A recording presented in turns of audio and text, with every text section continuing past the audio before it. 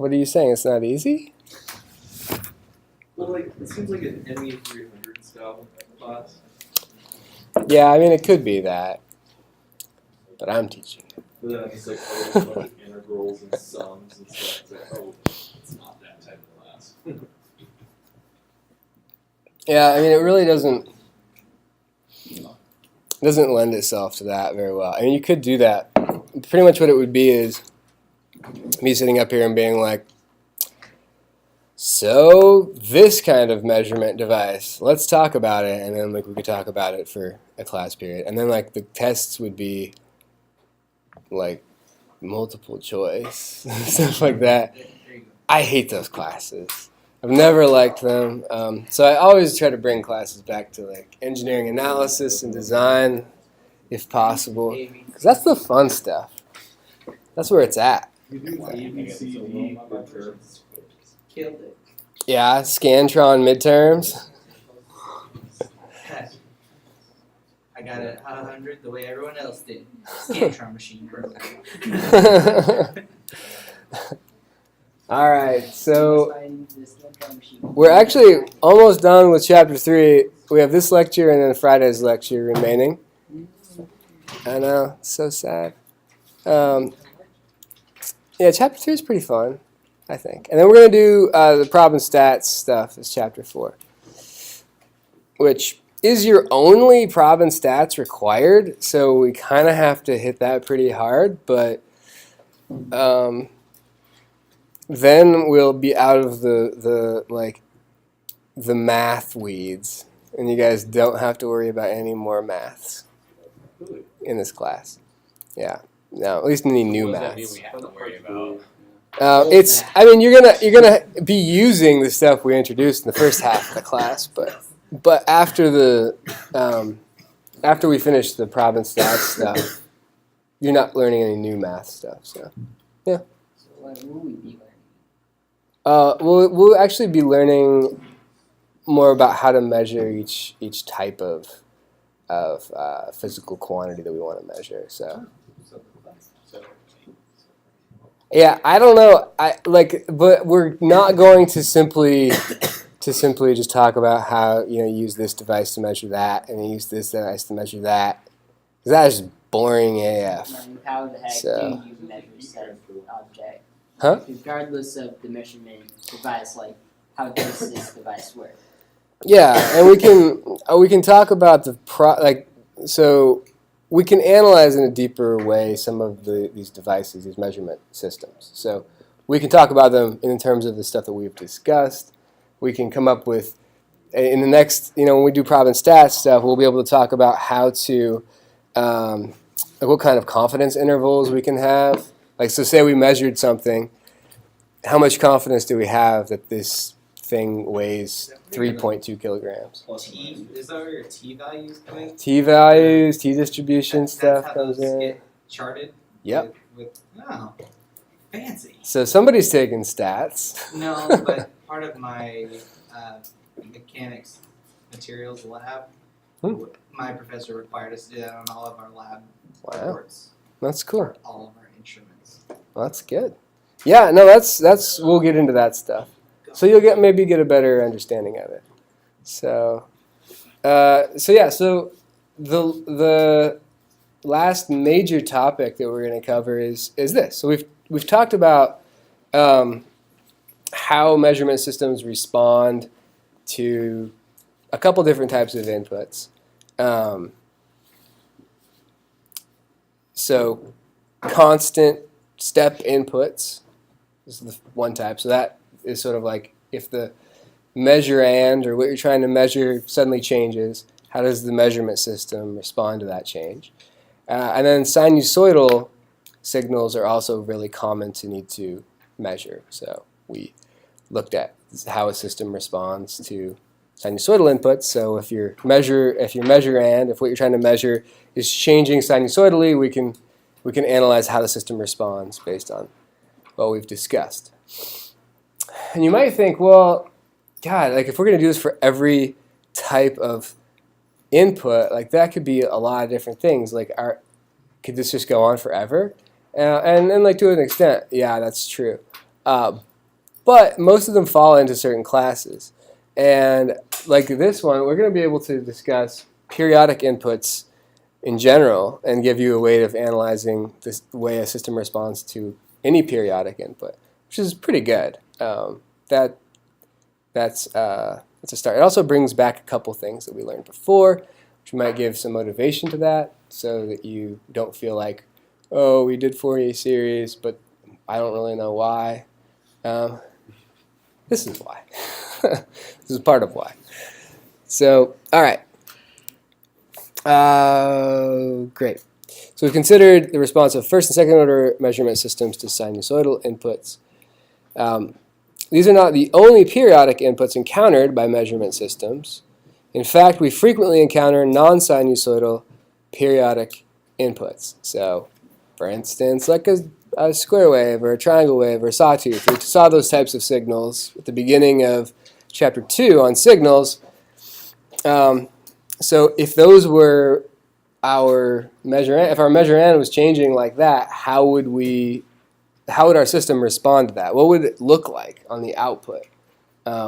So what would our measurement look like if it had some input that was periodic but not sinusoidal?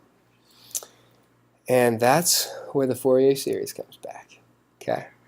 So fortunately, we already have the mathematical apparatus to deal with these inputs. Recall that a periodic signal, U, with period t, has a Fourier series representation for n, a non-negative integer, omega n being the frequency of the nth component. We have the input of this form. Or we have written the sum in terms of harmonic amplitudes Cn and phases Phi as defined there. So I put the trig appendix on here too, so those of you who are in mechatronics are familiar with that trig appendix. It's also here. So now, but that's the equation. So actually this is a little bit different. This Fourier series doesn't have a sine and a cosine. Instead it has a sine written with an amplitude and a phase. So we just used that trig identity to rewrite it. But it's useful to us in this form for a couple reasons. So where Cn and A and Phi n can be computed from the trig coefficients or trig Fourier components An and Bn that were defined before, and so that's how we defined them before. Okay, so in other words, a periodic signal, in this case a periodic input signal, can be represented as a sum of sinusoids.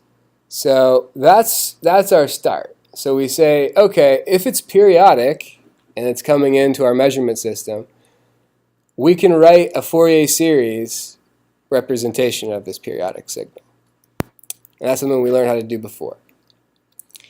So we're going to combine this with the principle of superposition, specifically with the fact that for linear systems, the linear combination of inputs yields an equivalent linear combination of outputs.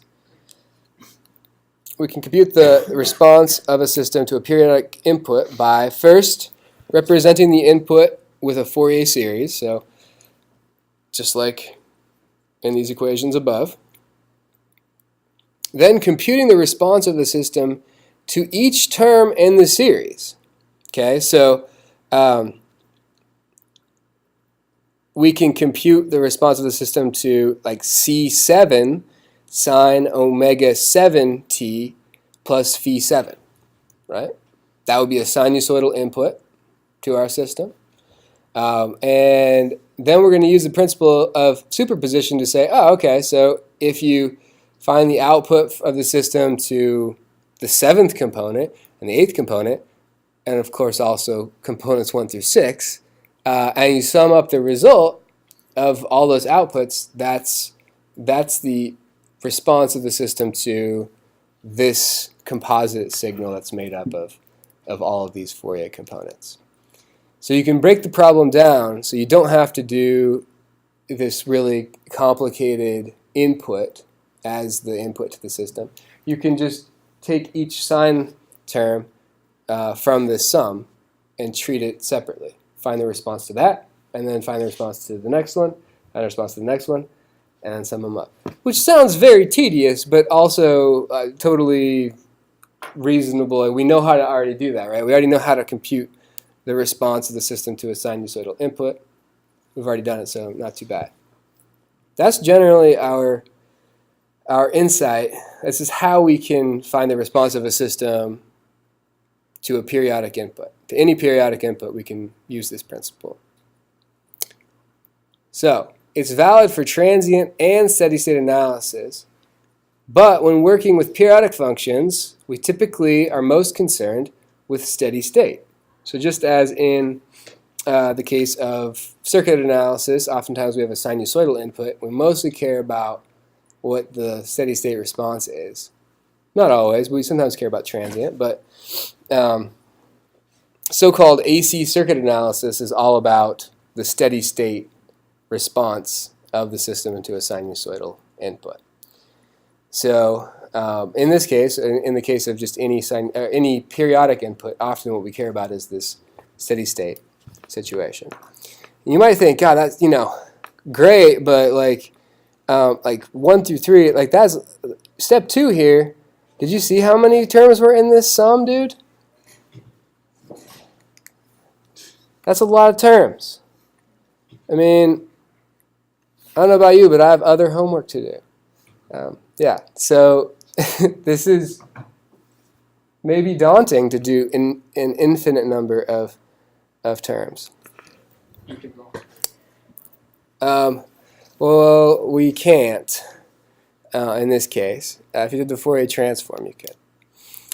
Conveniently, though, the steady state response, Yn, is what we'll call it, of a system with frequency response function h of j omega to the sinusoidal forcing Un, which is Cn sin omega nt plus Vn. So some sinusoidal input, which just happens to be a term in this Fourier series, has already been developed. So we learned that for a steady state input, or for a sinusoidal input, the steady state response is just a scaling of the amplitude. So the amplitude is Cn. We scale it by the magnitude of the frequency response function evaluated at the frequency of the sinusoidal input. So this is the frequency times sine omega nt plus the input phase plus the phase that comes from the frequency response function.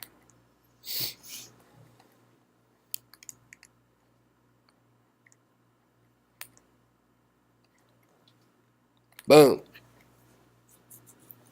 So we get a new amplitude. It's just the product of the original amplitude and the magnitude of the frequency response function. And we get a new phase, which is just the sum of the input phase and the phase of the frequency response function at that frequency. So if we're going to have to compute an infinite number of them, at least we can make that computation easy, right? We don't have to find like the solution to the differential equation fully and then take the steady state component. We can at least jump right to this conclusion, which is a little easier. And the special case is y0, or y0, as I like to call it.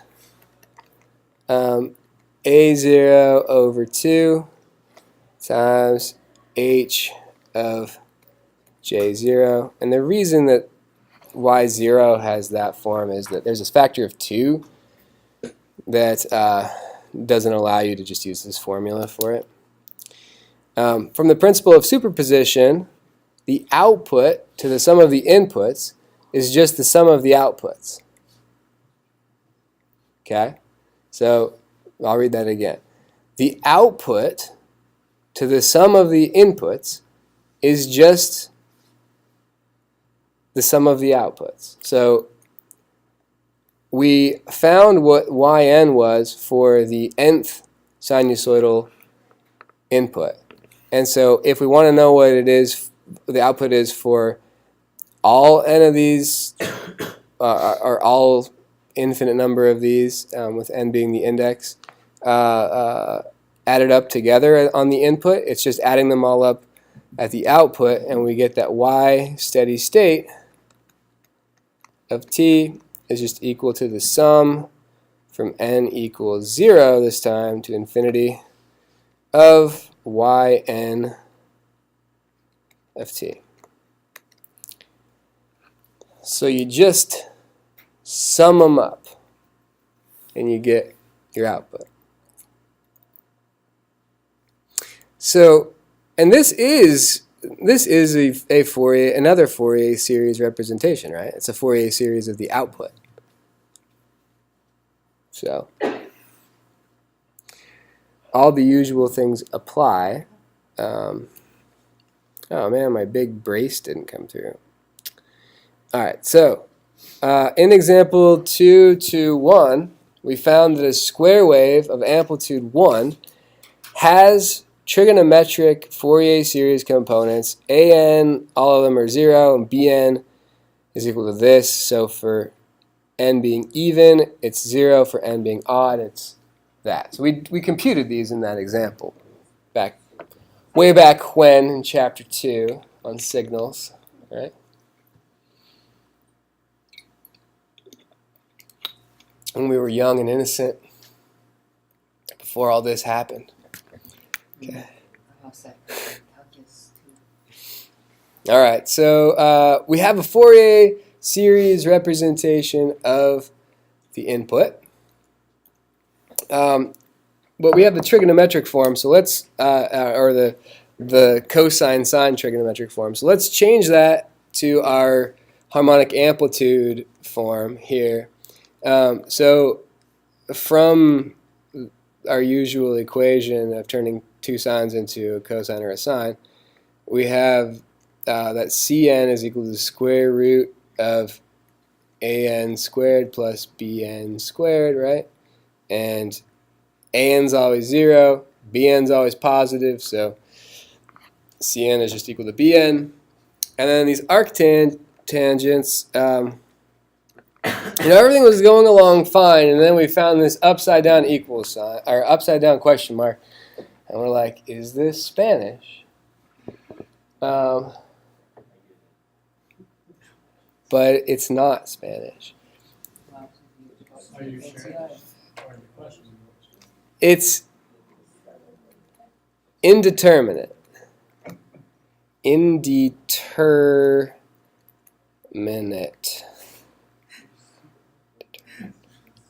Did I spell that right? I think so. So it's indeterminate because what is 0 over 0? I don't know. It's 0 over 0. So it's depends on your accuracy. Yeah, so you can use L'Hopital's rule, but L'Hopital, but we can't because you keep taking L'Hopital's rule over and over again, and you just get 0 over 0, and 0 over 0, and 0 over 0. So L'Hopital just can't help us right now. Even the French can't help us. El hospital. It's very Spanish for hospital. They lost 2 civil wars. I am not even going to touch that. I'm going to be over here not touching that statement. Okay. So we have an indeterminate 0 over 0 that happens for n being even. So there's, and this is I'll kind of explain where this comes from. If what we're doing is we have a real component and an imaginary component of something, right? So real, imaginary, and we want to find the magnitude phase version of that, the polar version, which is great, except what do you do about the origin? You can always map back and forth. Everything's good. But when the length of this is equal to 0, it doesn't really make sense that it has an angle, does it? So it's indeterminate. So it doesn't really matter that these even ones are indeterminate. Why? Because the length is always 0. So it doesn't matter. The phase is irrelevant, but also it's annoying because it's indeterminate. And this is a problem for a lot of systems. When you use polar coordinates, if you aren't careful, you can have your solver hit one of these things and freak out. Okay? Freak out. And things have crashed because of this kind of stuff. So you have to be careful that your coordinate system doesn't have these holes in it like this, unless you've taken care to like fix them. So yeah, it's fine when you're doing analysis. You just say, oh, it doesn't matter that it's indeterminate because the radius is 0 anyways. The length of it's 0 anyways. But your algorithm might not know that everything's just fine. And if it's a real-time controller and it hits this, then you're really in trouble unless you've taken it into account. So anyways, that's like a huge aside we don't need to go into. Is there an indeterminate space?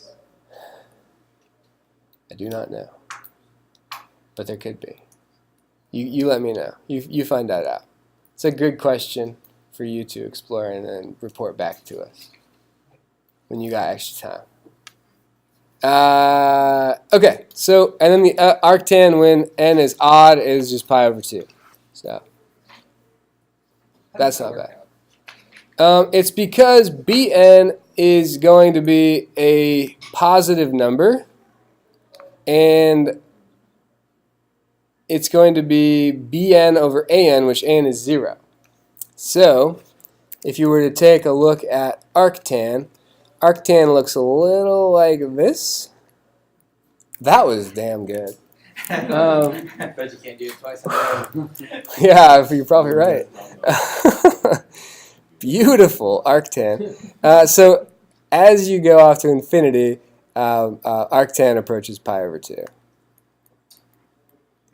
So that's how. Okay, so good. If we consider, so this is just a Fourier series representation of the input, right? So in the form of this equation right here. So we've got that Fourier series, and now we're ready to put it into our system, and we discover that all we really need to do is find the frequency response function at that frequency and evaluate the magnitude of it and evaluate the phase of it, and you've got our output. Okay? So what we're going to do is actually look at this graphically, which I think is where you can get a lot of intuition for this. So let's look at the next couple pages.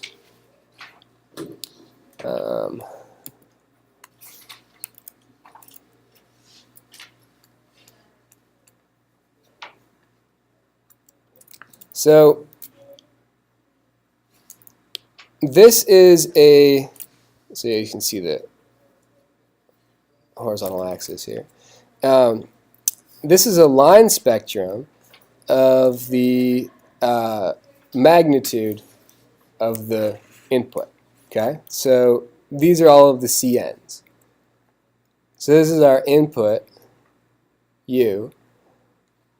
We said that the magnitude of each component gets multiplied by the magnitude of the frequency response function of that component. So for the first, so for omega 1 being the fundamental frequency here, so our first non-zero component is, I don't know, what would you call that? 1.3 something? 1.35-ish times 1.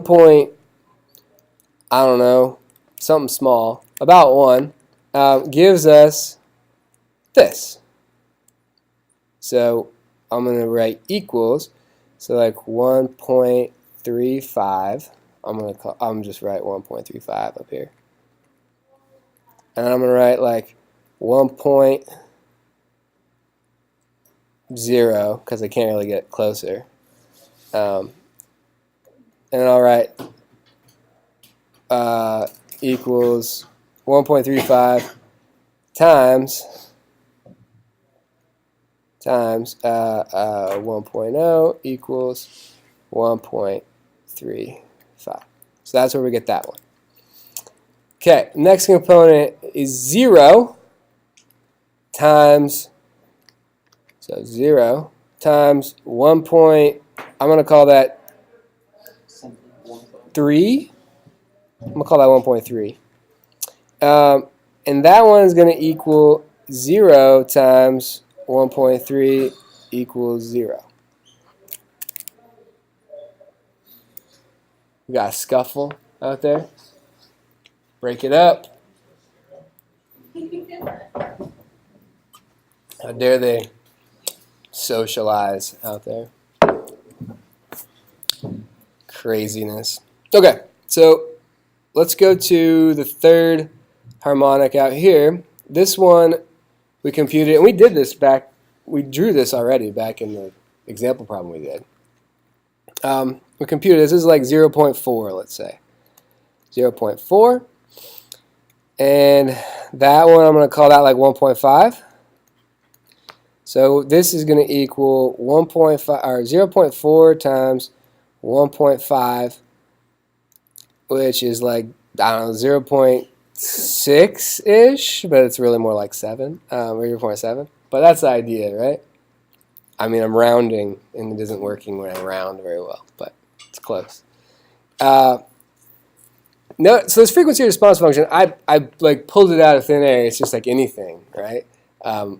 Arbitrary. It's in fact what it is a second order system with a resonance here. So notice what happens when we put in an amplitude at like right near the resonance. So this is looking to be like 0.3. We'll call it 0.3, and that's times about 5. So we get about, well, so 0.3 times 5, which is about 1.5, right?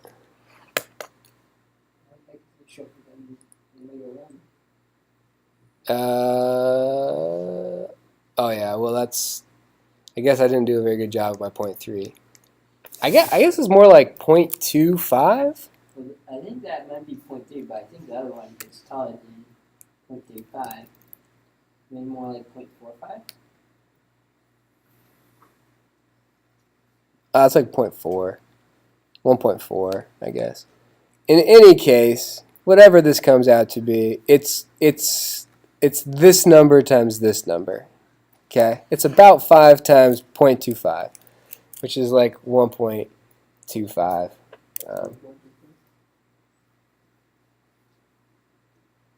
1.25, right? 5 times 0.25? So, yeah, I don't know. Somewhere in there. I'm going to call this 0.25 times 5, which is about 1.25. So, Can't even do this is why we use computers to do these things. This is literally not what we're supposed to be doing. But the idea is there, right? You multiply this number by this number and you get this number. And that's the line spectrum. So you get the line spectrum of the output, which can be represented by a Fourier series too. You could just write a sum of all of the CNs times the H of j omega n's. So, I mean, notice how drastically different these are when you have this resonance. Like, if you had one that, this component survived pretty much intact. This component got a little bit amplified. This component got majorly amplified, right? By a factor of 5. And then this component went back to just like, passing through pretty much exactly because it was magnitude of 1. But as you go up more and more, we're gonna decrease faster and faster, multiplying by some fraction of 1. So we're going to be making the line spectrum smaller and smaller. So that's how we can think of the system sort of reshaping our input, right? This periodic input, it goes in, it has a certain shape, and it comes out with a different shape. And I should have. Now I can't believe I didn't do it. I should have plotted what this thing would look like in time. But this thing would look different than it started. So it would look different than a square wave. Shit, I can't believe I didn't do Time or dimensionless time? it. In both. Dimensionless time is just time, but even better. Without dimension. Perhaps you should post that on Slack or maybe write a video about it. Yeah, I should. I should do that. I mean, it would be so fun to see what this thing would look like. I'm trying to think. Okay, well, we're going to look at the phase, and then I literally don't have anything else, so we could try to do it live and in color. I said we do that. Yeah. Yeah. Or you could Okay. our new homework assignment is to find that in relation to No. You get back there. You go back there. Okay, let's look at the phase though, because we looked at how the amplitude transforms. Let's look at how the phase transforms. So, like I said, all the phases input are either pi over 2 or they're indeterminate or undefined. So that's what our line plot looks like. And then our phase for the second order system that I put it through goes from 0 to negative pi with a transition right here, right near the resonance. And so what we do with the phase is we add, right? So we take pi over 2 plus, I'm going to call that about 0, and you get about pi over 2 out. Sweet. And then you take, I know.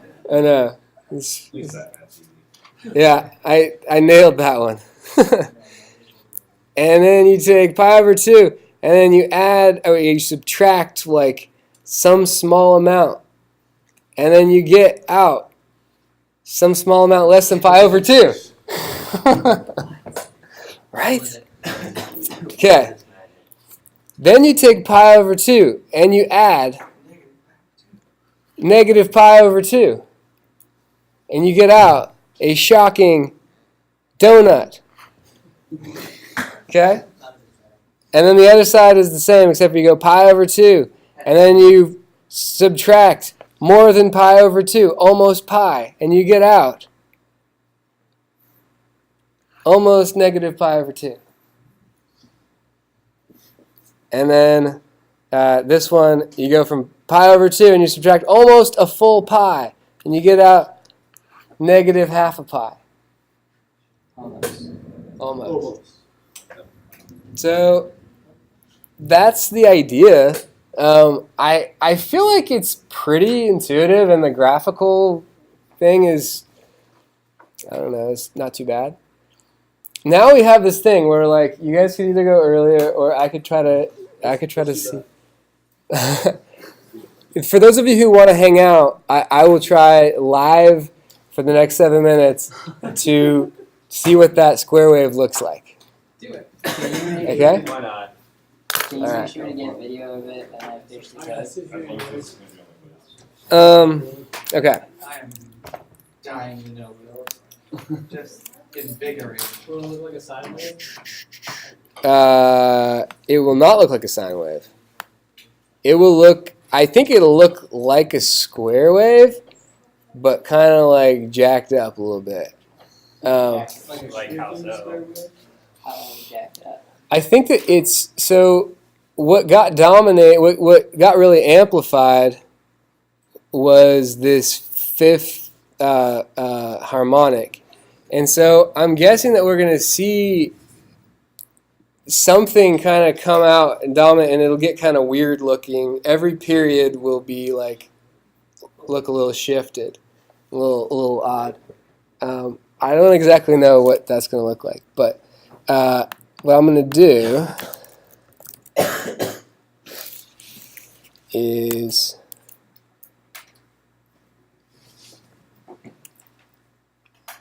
I'm going to do a Mathematica Notebook because it's still easier for me than Python stuff. I like Mathematica a lot, but I'm trying to wean myself off it. It's like $100 I think for a student, or $80 or something, but it's on these computers for free. So what I have first is I have to define the components of CN components, which are CN and BN. Yeah, so I'll do I'll define A as a function of n. I'll make this bigger so you guys can see me. A is a function of n to just be 0, and I'll define B as a function of n to be equal to I'll use the trig function so I don't have to do conditional statement. 2 over n times pi times 1 minus cosine of n times pi. Okay. I'll do C of n as being the square root of A of n squared plus B of n squared.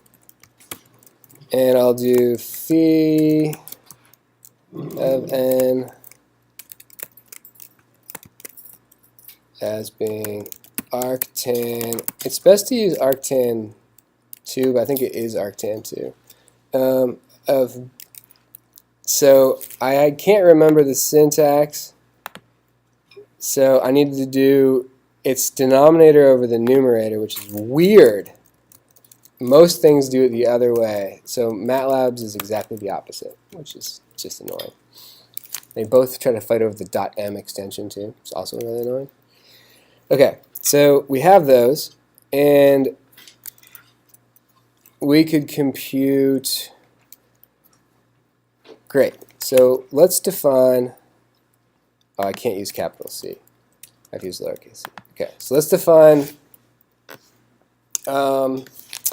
our frequency response function, which I did in the source code there, and it comes from the second order system frequency response function. What I can do is bop this over and look at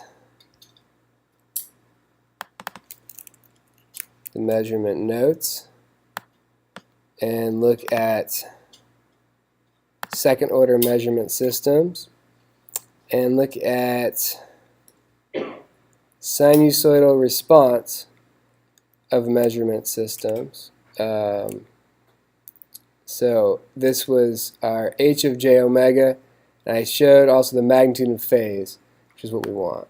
So I don't have to. I could just do the 1, but then I would have to define. I'll define them both. Okay, so I'll define them separately. So I'm going to call it HM for mag, I'll do H mag of I'm gonna do omega and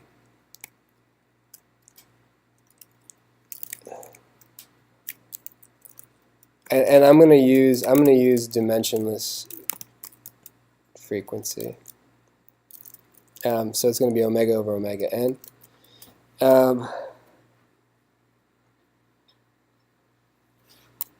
So I'm going to just call k over omega n just 1. So I'm going to say 1 divided by square root of 1 minus the dimensionless omega squared plus 2 times, I gotta define zeta times dimensionless omega squared. Okay, I'm just gonna define, I think that I made my zeta 0.1, so up here I'll just make my zeta 0.1. Okay, so good, and then h phi, I'm gonna, it's also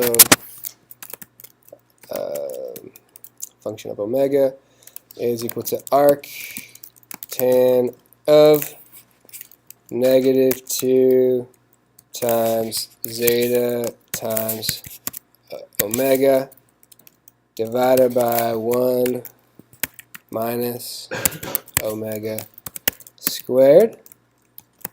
Okay, so I am now prepared to write things like I could find out what the response is to a single sinusoid. So for instance, I could write C of, well, I'll just do it like this. C of n times h mag of, so n omega,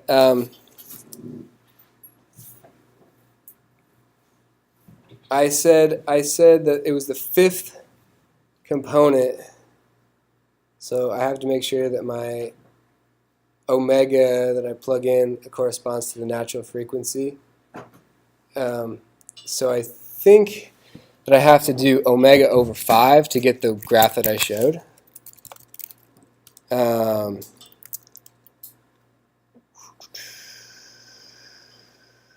Yep, and then times sine of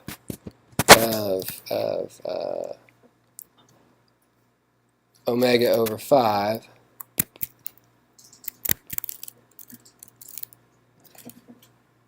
I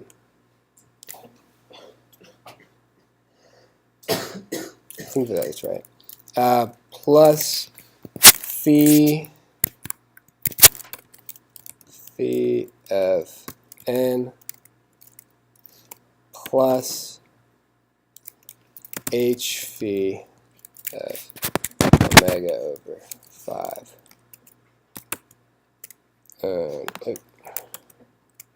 And it would plug that in, which is gross, right? But if I assigned an omega to it and an n to it, I would get a value. Or I would get a function, times time, right? Good. So what I want to do is I want to plot this for time. I don't know, 0 to like, let's just do that to start. And I'm going to have to assign, so I have to do, what I want to do is I want to sum a bunch of these. So, well, yeah, I'll just do that. Sum of this for n is equal to 1, from n equal to 1 to, like, I don't know, I'll just do 5 to start terms.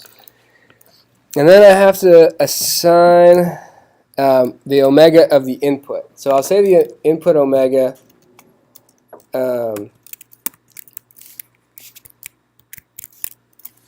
I think I just use 1. I'm not sure. Oh yeah, indeterminate expression, of course. Um. Oh.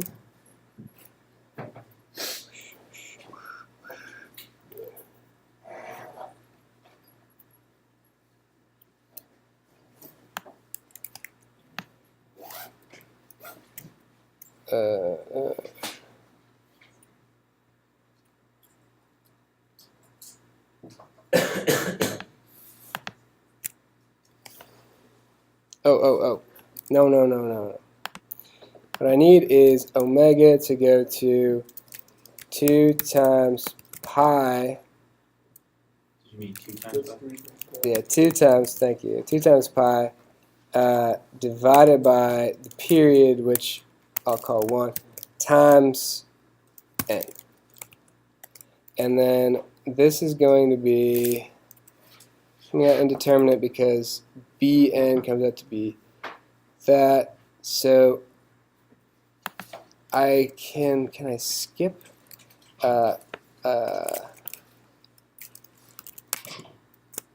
yeah, that's 5 terms in steps of 2. Can I do 8 terms? Can I do 80 terms?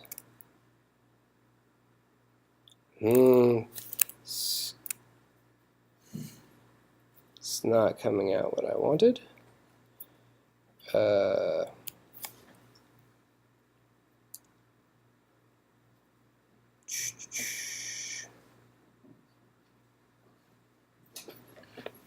What am I doing here? That's wrong. Summing. I'm gonna have the syntax wrong. Let's see. You should definitely show us in Slack.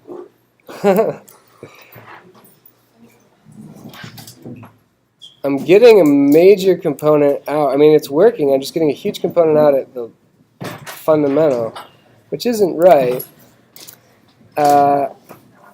I think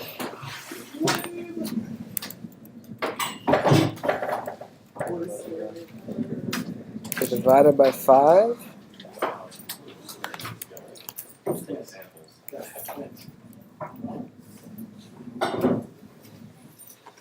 That's better, but I still feel like this isn't quite right. I think it has to do with the fact that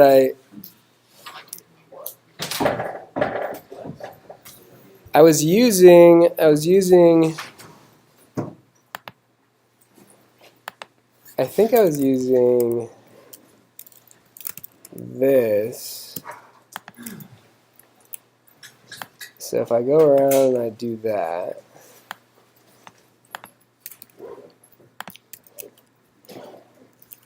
and then I come back here and I say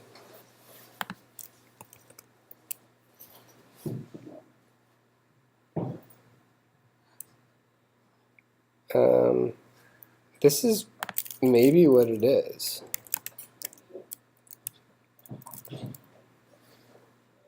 So it's more triangular.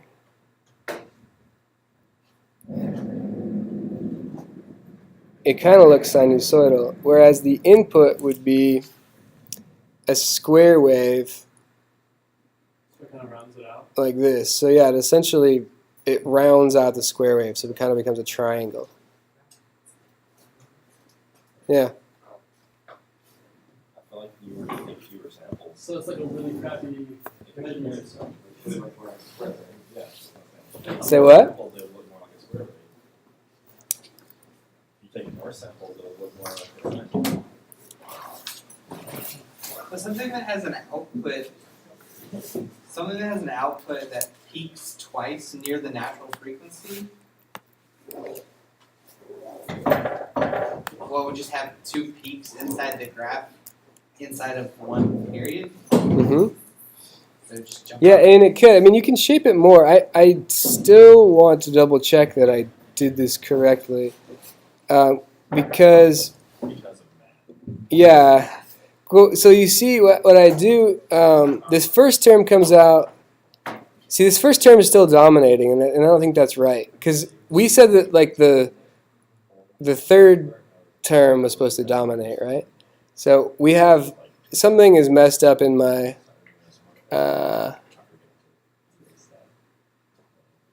something's messed up in my function here. I think I need to Just check the plot Slack this. page and it'll all make 'Kay. sense. I'm just gonna carry on. You guys go.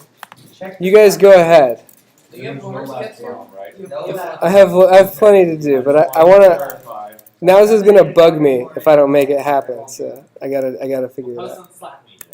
Okay. Because that's what it says on Slack. No lab tomorrow. Just check the Slack 315 page and you'll feel the struggles. I posted a meme, but I accidentally posted it on the general page. So everyone can have it. And it's just captioned ME 315. All right. I'll see you guys later. This is. Why is it still peaking there? There it is. Oh, did I not evaluate this? I think I might have changed this and not evaluated it.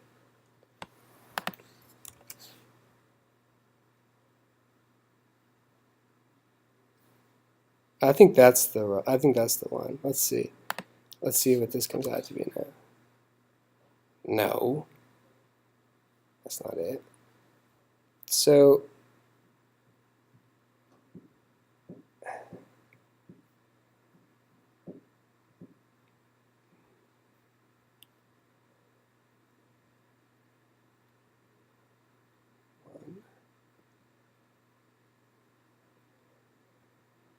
CF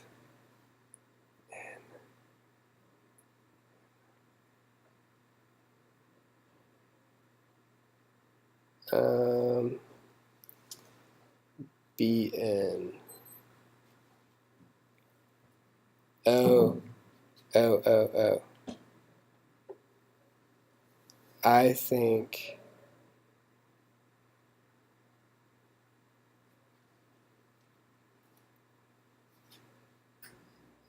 I know what's going on.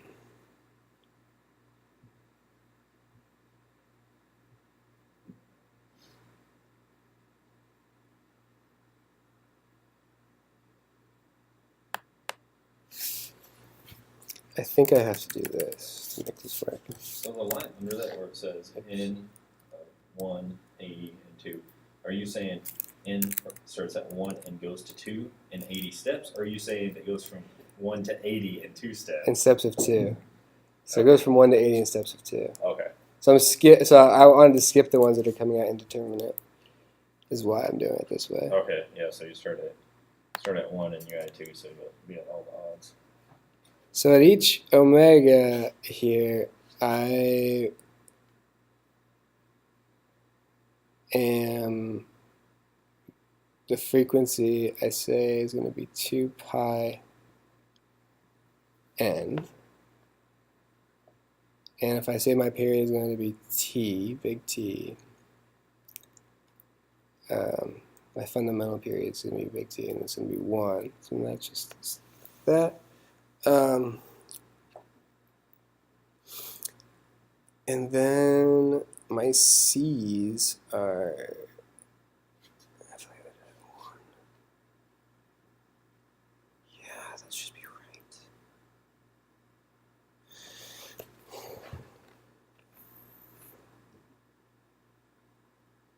Did it change when you write it that way, or how do you write it that way? Yeah, it did, and it turned into this, which isn't right. I can tell because when I look at these components, like so from our analysis, the fifth, so omega 5, which is going to be so we start off at 1, 2, 3, so this should be the third one, should be about equal to the first one. So this one should be about equal to that one. That's not. And it's not. So something is going on.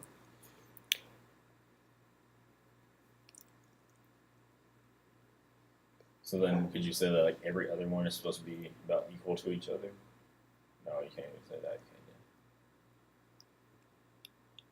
you? So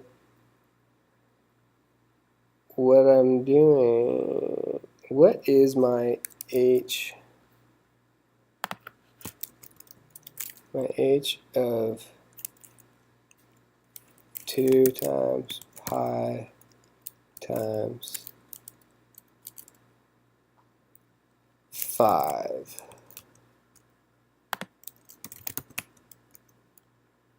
Oh, h math. 0.02. So that's where something's wrong, because it should be like 5. So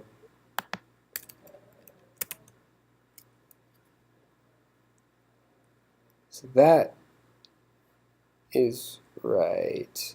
And so that's why I tried to just make my omega just n. But it comes out, why am I getting infinity over 0? If I do that.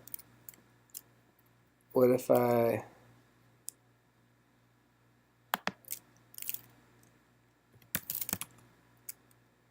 see, that's right. That's the right one. So what I don't know why my expression is coming out to be indeterminate, but if I do numerically, this is about the same.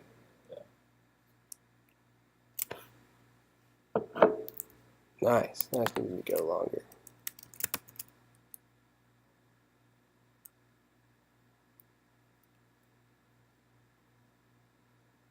Nice.